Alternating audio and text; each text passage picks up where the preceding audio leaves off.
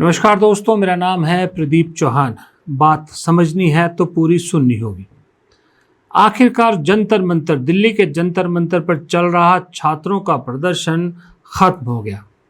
Cockroach जनता party जिसने ये प्रदर्शन शुरू किया था, जिसने ये विरोध प्रदर्शन प्रोटेस्ट शुरू किया था, उसने आज ऐलान कर दिया कि ये प्रोटेस्ट हम खत्म कर रहे हैं, क्योंकि शिक्षा मंत्री धर्मेंद्र प्रधान ने इस्तीफा दे दिया और उसके बाद बाकी बची दो मांगों को, जो केंद्रीय मंत्री जेपी नड्डा और जितेंद्र सिंह के साथ बैठक हुई थी, उस बैठक में बाकी दोनों मांगे, यानी कि जिन बच्चों ने पेपर लीक की वजह से अपनी जान दे दी थी, उनके परिवारों को 1-1 करोड़ का मुआवजा, और जो दिल्ली में 20 तारीख को जो पुलिस कार्रवाई हुई थी, उस पर जो मामले दर्ज हुए थे जिन स्टूडेंट्स पर, वो सारे मामले रद्द किए जाएंगे।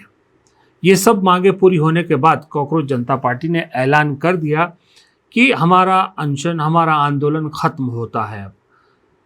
अब ये आंदोलन तो खत्म हो गया, अभी तो वक्त बताएगा कि आंदोलन खत्म हुआ है कि फिलहाल रुका है।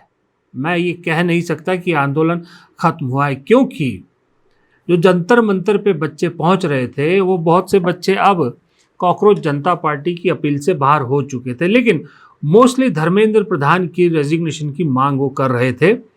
लेकिन अगर आपने देखा हो 3-4 दिन से कि ये बच्चे जो वहाँ प्रदर्शन में बैठे थे, वो धर्मेंद्र प्रधान के इस्तीफे से कहीं ज़्यादा आगे निकल चुके थे। वो प्रधानमंत्री मोदी पर सीधा सीधा कटाक्ष हमले करते थे। इसलिए मैंने कहा कि मुझे नहीं मालूम, इस वक्त मैं कह नहीं सकता, जब मैं रिकॉर्ड कर रहा हूँ तो उस वक्त खबर चल रही है, प्रेस कॉन्फ्रेंस चल रही है कि अनशन खत्म, आंदोलन खत्म करते हैं, आगे क्या होगा। लेकिन एक बात तय है कि आप मानो या ना मानो, सही में इस वक्त देश उसी हिसाब से चल रहा है जिस हिसाब से राहुल गांधी चाह रहे हैं, या यूं कहें कि सरकार क्या करने वाली है, कब कैसे करने वाली है और सरकार से क्या करवाना है, ये राहुल गांधी तय कर रहे हैं। राहुल गांधी ने एक बार कहा था कि बताइए सरकार से क्या करवाना है, मैं यूं करवा दूंगा। अब कुछ लोग कहेंगे कि देखो भाई, फिर आ गया, मुझे मालूम है कमेंट बॉक्स में, फिर आ गया राहुल गांधी का चमचा। अरे भाई, चमचे की बात नहीं है, फैक्ट्स के साथ जो बात अगर की जाए तो वो फैक्ट्स के साथ झुटलाई तो नहीं जा सकती ना। आप मेरी एक बात बताइए, 2:30 से 3 बजे के बीच में करीब फैसला आता है कि भाई धर्मेंद्र प्रधान इस्तीफा दे रहे हैं, शिक्षा मंत्री इस्तीफा दे रहे हैं। उससे 1-1.5 घंटा पहले राहुल गांधी एक प्रेस कॉन्फ्रेंस करते, छोटी सी, जहां पर वो बच्चियां उनके साथ खड़ी होती जिन्होंने इस पूरे आंदोलन में सोनम वांगचुक से ज़्यादा दिन भूख हड़ताल करी। और वहां पर राहुल गांधी एक बात कहते हैं कि प्रधानमंत्री भूत है, यानी पास्ट है, और पास्ट फ्यूचर को हरा नहीं सकता, प्रधानमंत्री को झुकना होगा। बंद करना है बंद करो, धमकाना है धमकाओ, कुछ करना है करो, हम नहीं हटने वाले हैं, ये नहीं हटने वाले हैं। ये हिंदुस्तान के फ्यूचर हैं, इनको देख लो अच्छी तरह, इससे कोई नहीं लड़ सकता। Narendra Modi is India's past, the past can never fight the future. Thank you. अब बताइए, उन्होंने पहले ही कह दिया था कि भविष्य को भूत हरा नहीं सकता, प्रधानमंत्री पास्ट है, भूत है, बीता हुआ कल है, वो आने वाले कल को नहीं हरा सकते। और 1.5 घंटा बाद बात सही निकली।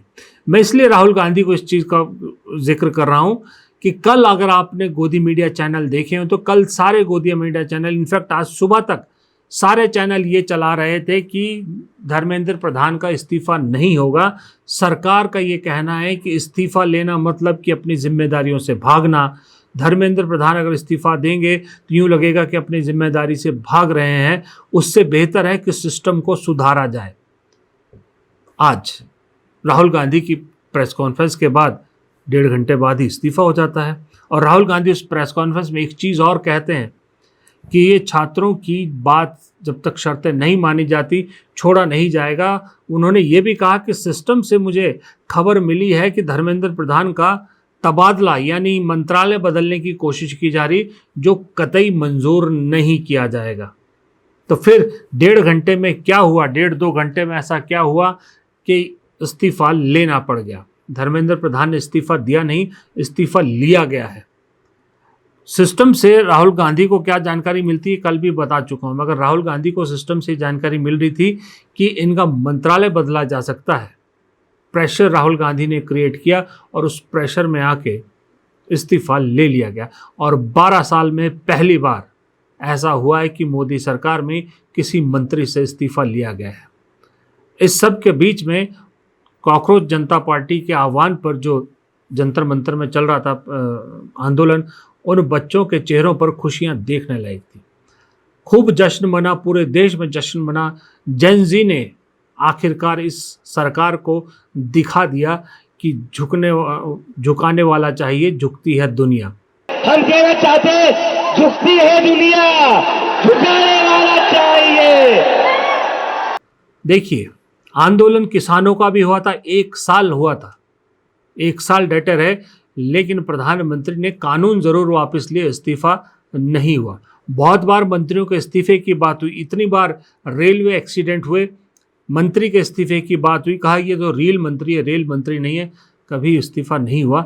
लेकिन इस बार युवाओं का ऐसा प्रेशर पड़ा कि अपनी बात को ही झुठलाना पड़ा। प्रधानमंत्री मजबूर हो गए इंस्टाग्रामर बनने पे। रात को 12 बजे 2 दिन से वीडियोस रिलीज कर रहे हैं। और इस जेनजी ने क्या किया, ना कोई रास्ता रोका, ना कोई रेल रोकी, ना कोई हवाई जहाज रोके, ना ट्रैफिक रोका, कुछ नहीं किया।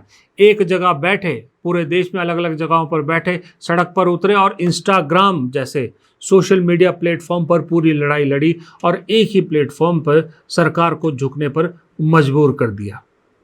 अच्छा, मजबूर, अब ठीक है, क्रेडिट नो डाउट 80% क्रेडिट इन बच्चों को जाता है, लेकिन कहीं ना कहीं 20% क्रेडिट राहुल गांधी की अगुवाई में जो विपक्ष ने प्रेशर बनाया उसको भी जरूर जाता है। अगर राहुल गांधी प्रधानमंत्री आवास के बाहर ना बैठते सांसदों के साथ तो क्या ये प्रेशर बनता?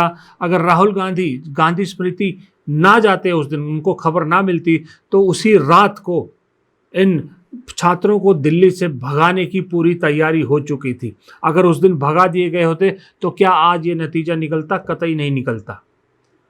इसी तरह से राहुल गांधी आज से नहीं, 2018 का देखिए, पहला ट्वीट 2018 का है उनका, जब से उन्होंने ये पेपर लीक के मुद्दे पर देश को आगाह कर दिया था, वहां से ये लड़ाई शुरू हुई थी।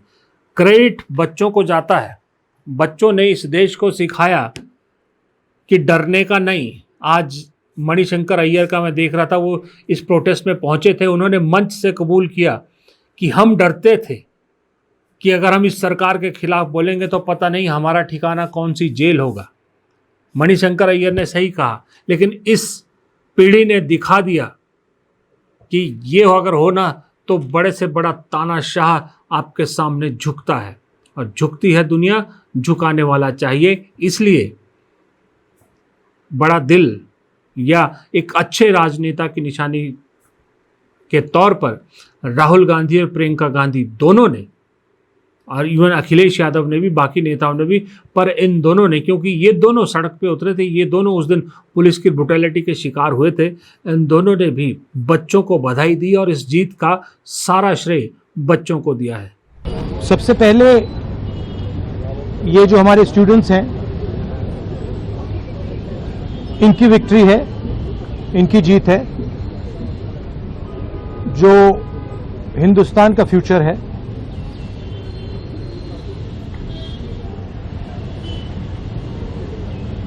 एजुकेशन सिस्टम जो हमारी शान हुआ करती थी, पूरी दुनिया में एक्नॉलेज था कि हिंदुस्तान का एजुकेशन सिस्टम बहुत बढ़िया है, उस पर सालों से आक्रमण हो रहा है, उसको कैप्चर किया जा रहा है, उसको प्राइवेटाइज किया जा रहा है, उस पर रिएक्शन था। बेरोजगारी पर रिएक्शन था, और जो हिंदुस्तान का जो आज हालत है, जो सिचुएशन है, उस पर रिएक्शन था। प्रधान एक सिंबल है, करप्शन का सिंबल, एजुकेशन सिस्टम के डिस्ट्रक्शन का सिंबल, इनकॉम्पिटेंस का सिंबल। उसको तो जाना ही था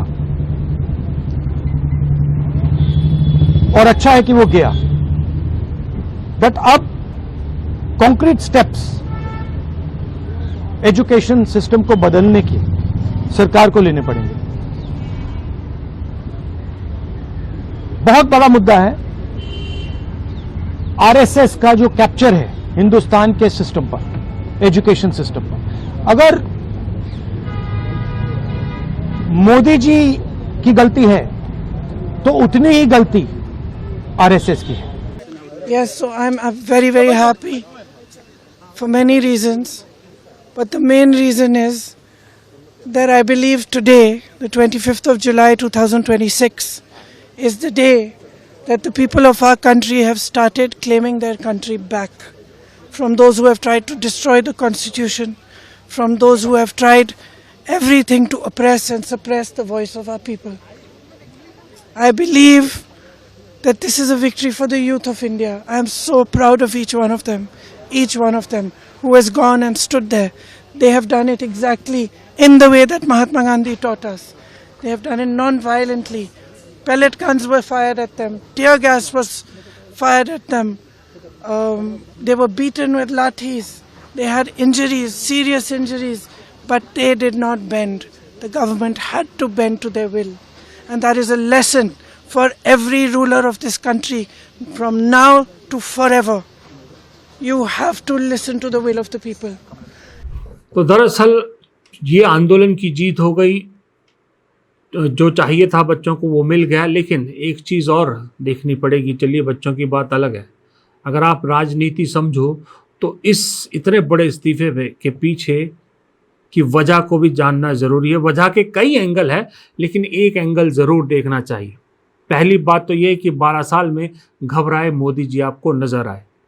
दूसरी बात, कहा जा रहा है कि पूरा पीएमओ ने अपने हाथ में सारा मामला ले लिया था और समझ में आ गया था कि ये डेंट बहुत बुरा हो रहा है। तीसरी बात ये है कि दरअसल 2 ऑप्शन थे कल मोदी जी के पास, जब उन कॉकरोच जनता पार्टी को उन्होंने कहा कि कल तक का वक्त दीजिए धर्मेंद्र प्रधान के इस्तीफे पर। 2 ऑप्शन थे। एक, चलने दो धरना, किसानों की तरह चलने दो। कुछ और रास्ते, जैसे उनका खाना पीना बंद करने की कोशिश की जा रही थी, जिन रेस्टोरेंट से खाना आ रहा था उन्हें धमकाया जा रहा था, इंटरनेट बंद कर दिया था, सब कुछ तो बंद कर दिया था। तो शायद एक वक्त प्रेशर में आके कहीं बच्चे उठ जाते वहाँ से। लेकिन वो कब होगा, कैसे होगा, और जैसा चाह रहे वैसे ही होगा कि नहीं होगा, ये रास्ता सरकार के पास था। उससे ये होता कि 2 रिस्क थे कि वक्त के साथ ये अपने आप कम हो जाता या फिर सरकार की इमेज को और डेंट पहुंच सकता था, जेनजी और ज़्यादा नाराज़ हो सकते थे। दूसरा ये था कि भाई इस सारे मामले की वजह से, इस सारे फसाद की वजह से जेनजी में मोदी जी के खिलाफ और मोदी सरकार के खिलाफ बड़ा आक्रोश फैल गया, बड़ी नफरत फैल गई है। अब ये जो नाराज़गी है मोदी जी के खिलाफ, अब जब चुनाव आएंगे तो जो मोदी से नाराज़ वोट है वो एक ही तरफ जाता नज़र आ रहा था, क्योंकि राहुल गांधी लगातार इनके साथ खड़े नजर आए थे। 4 दिन से 4 बार राहुल गांधी साथ खड़े आए, प्रधानमंत्री निवास पर, संसद में, गांधी स्मृति में, फिर कल वो पैलेट गन वाले लड़के को साथ लेके आए, आज भूख हड़ताल पर बैठी बच्चियों को साथ लेके प्रेस कॉन्फ्रेंस करी।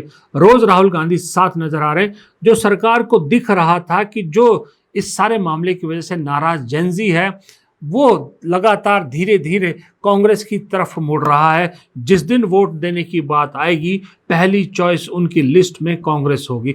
और यही नहीं चाहती थी सरकार, यही नहीं चाहते थे मोदी जी, इसलिए उन्होंने एक दूसरा रास्ता निकाला। क्यों ना कॉकरोच जनता पार्टी की मांगों को मान लिया जाए। और दिख रहा है, क्लियरली दिख रहा है कॉकरोच जनता पार्टी में जो हैं अभी करता धरता, उनकी पॉलिटिकल लाइनिंग है, वो आगे जाके पॉलिटिक्स करना चाहते हैं। वो दिख रहा है, खुलेआम दिख रहा है। यहाँ तक कि सोनम वांगचुक ने भी कहा था कि अगर वो पॉलिटिक्स करना चाहे तो कोई बुराई नहीं है। तो मोदी सरकार ने कहा कि let them do the politics, उनकी मांग मानते, उन्हें बड़ा बनाते हैं ताकि हमसे नाराज वोट बट जाए। कुछ कांग्रेस को जाए, ज़्यादा कॉकरोच जनता पार्टी के पास जाए, उनके साथ खड़े हो जाए जेनजी, उन्हें अपना नेता बना ले, और कुछ बचा कुछ आम आदमी पार्टी को भी चला जाए। लेकिन अकेली कांग्रेस इसकी बेनिफिशियरी नहीं होनी चाहिए। इसलिए 12 साल में जो ना हुआ वो कर दिया और धर्मेंद्र प्रधान का इस्तीफा लेना पड़ा। ये इसके पीछे की पॉलिटिकल कैलकुलेशन है। लेकिन इसका दूसरा असर ये हुआ कि कैबिनेट, कहा जा रहा है कि मोदी जी की आधी कैबिनेट इस फैसले की वजह से सदमे में है, क्योंकि नाराजगी तो सबके खिलाफ है। अब सबको लग रहा है कि अब उनका नंबर ना आ जाए। सबसे पहले लाइन में राजनाथ सिंह, नितिन गडकरी और फाइनेंस मिनिस्टर, ये 3 लाइन कतार में सबसे आगे नजर आ रहे हैं, क्योंकि नितिन गडकरी के खिलाफ पिछले दिनों कितना गुस्सा पब्लिक में देखा गया एथेनॉल की वजह से, आप जानते हैं। अब अगर स्टूडेंट्स ने रास्ता दिखा दिया है कि ये सरकार झुकती है, झुकाने का दम चाहिए, जोर लगाइए तो झुकेगी, इस्तीफे होंगे, तो नितिन गडकरी से तो वैसे भी जरा मोदी जी निपटना चाहते हैं, पीछा छूटे तो ज़्यादा अच्छा है। तो क्या नितिन गडकरी के खिलाफ भी कुछ दिनों में कोई इसी तरह का आंदोलन आपको दिखेगा और प्रेशराइज किया जाएगा सरकार को कि नितिन गडकरी से इस्तीफा दीजिए? फिर उसके बाद राजनाथ सिंह के खिलाफ बहुत नाराज़गी, क्यों राजनाथ सिंह ने झूठ बोला था संसद के अंदर कि भाई ऑपरेशन सिंदूर में किसी भी सैनिक की जान नहीं गई, और बाद में खुद ही सरकार ने 6 सैनिकों का जिक्र कर दिया। संसद के अंदर झूठ बोलते हैं केंद्रीय मंत्री, वो भी रक्षा मंत्री, उन पर प्रेशर बनेगा। और जो फाइनेंस मिनिस्टर है उन पर प्रेशर इसलिए बनेगा कि जितनी महंगाई पिछले दिनों बढ़ी है वो कई रिकॉर्ड तोड़ चुकी है। गैस महंगी होगी, पेट्रोल महंगा हो गया, डॉलर के मुकाबले रुपया बहुत कम हो गया, भारत की अर्थव्यवस्था कमज़ोर हो गई। कहाँ है वो बीजेपी के लोग, कहाँ है वो अंधभक्त जो कहते थे हम 3रे नंबर की इकॉनमी बन गए, हम 4रे नंबर की इकॉनमी बन गए, हम इसको पीछे छोड़ दे, उसको पीछे छोड़ दिया। कहाँ है आजकल, क्यों बात नहीं कर रहे ये लोग, कहाँ हैं ऐसे लोग? वो सवाल अब पूछे जाएंगे निर्मला सीतारमण से। मुझे लगता है शायद मोदी जी उसका तो एक रास्ता निकाल लेंगे कि पहले ही वित्त मंत्री को मंत्रिमंडल फेरबदल में कहीं चेंज ना कर दे उनका मंत्रालय, लग ऐसा रहा है। लेकिन अगर नहीं हुआ तो सवाल पूछे जाएंगे। और फिर एक और है हरदीप पुरी, उनको आप कैसे भूल सकते हैं? जब जब एप्स्टीन फाइल का जिक्र आएगा हरदीप पुरी का जिक्र ज़रूर आएगा, और हरदीप पुरी का जिक्र आएगा तो विपक्ष खास करके राहुल गांधी इन 4 मंत्रियों से शांत तो रहने वाले नहीं है। और सबसे बड़ी मुसीबत तो अभी दूसरी है कि जो सोमवार से सत्र का दूसरा हफ्ता शुरू होना है, अब तो अयोध्या के राम मंदिर के चंदे चोरी का मुद्दा उठना है। वो तो अभी चुपचाप लेटा है, अभी तो उसने उठना है और उठ के दहाड़ना है। क्या उसकी दहाड़ ये सरकार झेल पाएगी, वो भी अगले हफ्ते दिख जाएगा। फिलहाल इस वीडियो में इतना ही। प्रदीप चौहान को दीजिए इजाज़त। नमस्कार।